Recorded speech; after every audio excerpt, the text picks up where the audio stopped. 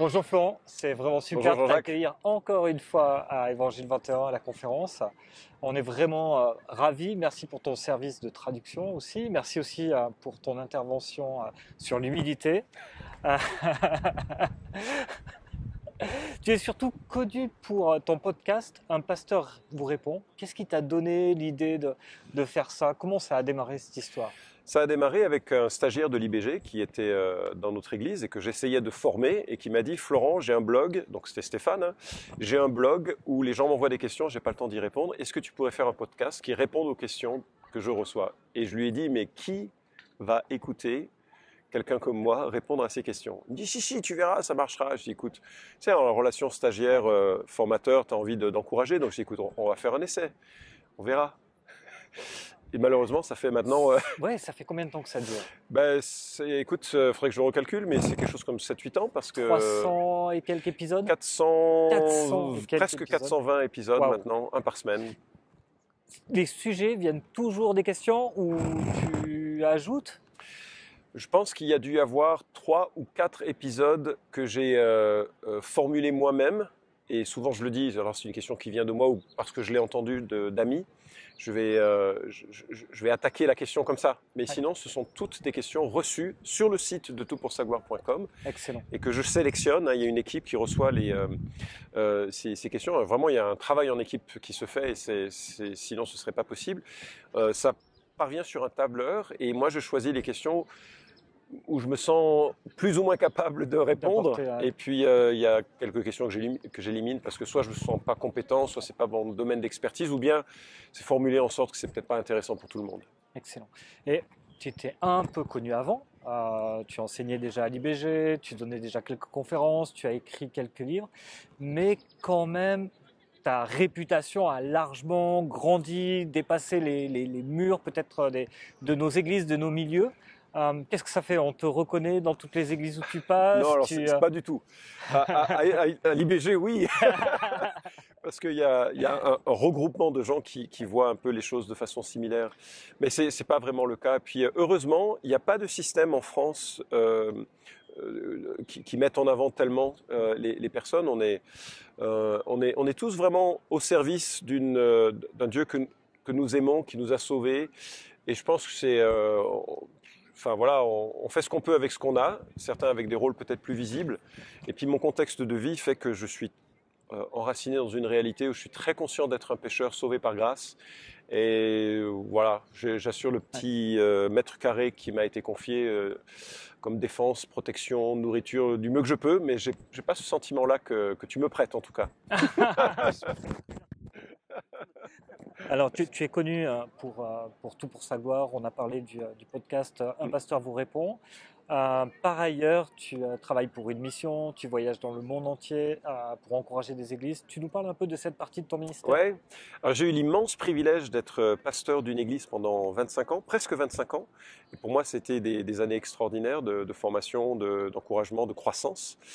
Et euh, il, il a semblé assez évident que c'était le temps de passer la main à un jeune pasteur. Donc il y a Philippe Viguier qui est venu. Vraiment, Dieu l'a envoyé. C'est un homme extraordinaire qui fait un travail formidable et qui a pris l'église pour la mener plus loin. Moi, je me suis retiré sans trop savoir ce qui allait m'arriver. Tu vois, je pensais prendre une autre église quelque part. Et puis, la mission qui est liée à notre union d'église m'a téléphoné en disant: est-ce que tu accepterais de prendre un rôle dans la formation?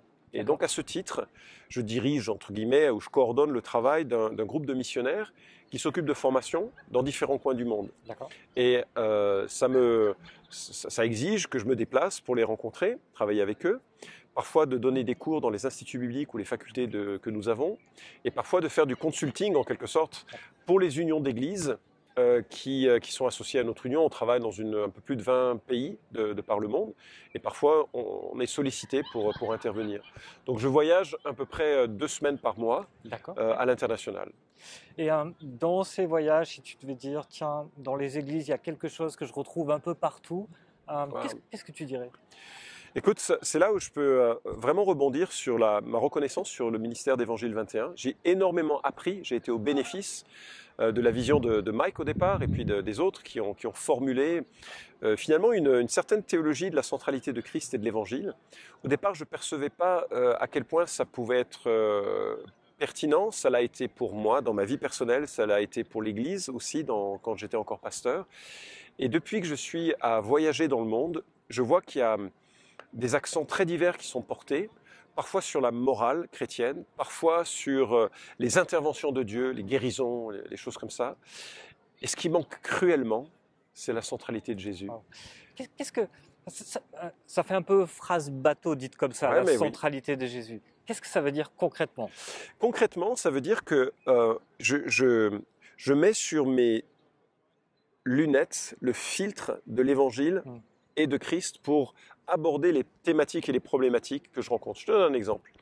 Tu vas te retrouver dans une église en Afrique avec vraiment une vitalité, des chants, de louanges, etc. Et puis parallèlement à ça, ces chers chrétiens vont aussi mettre des gris-gris pour les protéger des esprits. Et tu dis, mais ça colle pas, tu vois. Et ce qui manque concrètement, donc, c'est de voir à quel point, quand tu viens à Christ dans la repentance et la foi, tu es aussi déplacé du royaume des ténèbres dans le royaume du Fils bien-aimé, en qui tu as le pardon des péchés.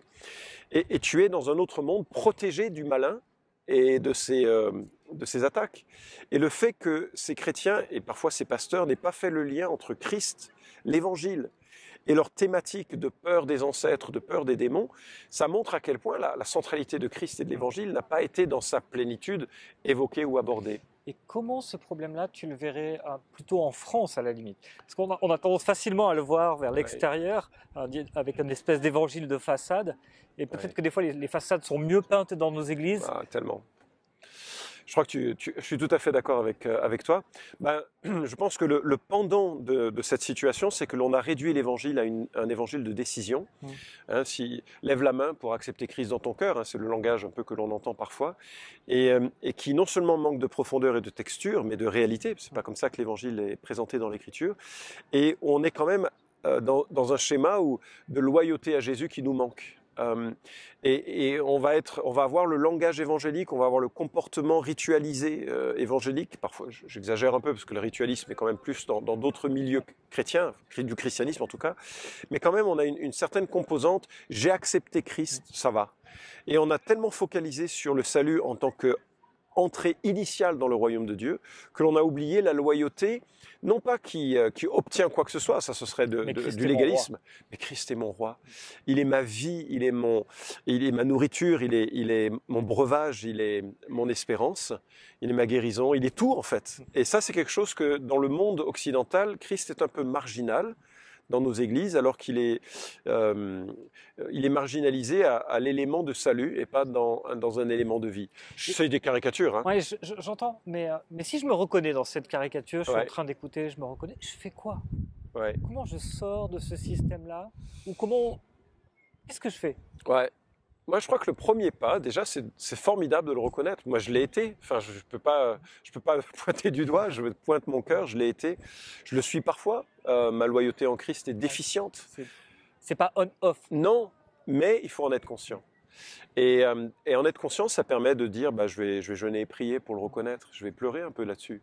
Je vais peut-être demander à un frère qui prie pour moi. Je vais ouvrir mon cœur dans ma faiblesse. Je vais peut-être lire de bons livres. Alors déjà, recommencer à lire les Écritures, non pas comme je vais apprendre de la Bible, mais je vais connaître mon Sauveur. L'Évangile de Jean, une épître où je veux, au travers de l'Écriture, découvrir de nouveau, qui est Jésus. Et puis peut-être lire des excellents livres qui vont remettre mon cœur en question, identifier mes idoles. Alors donne-nous-en un.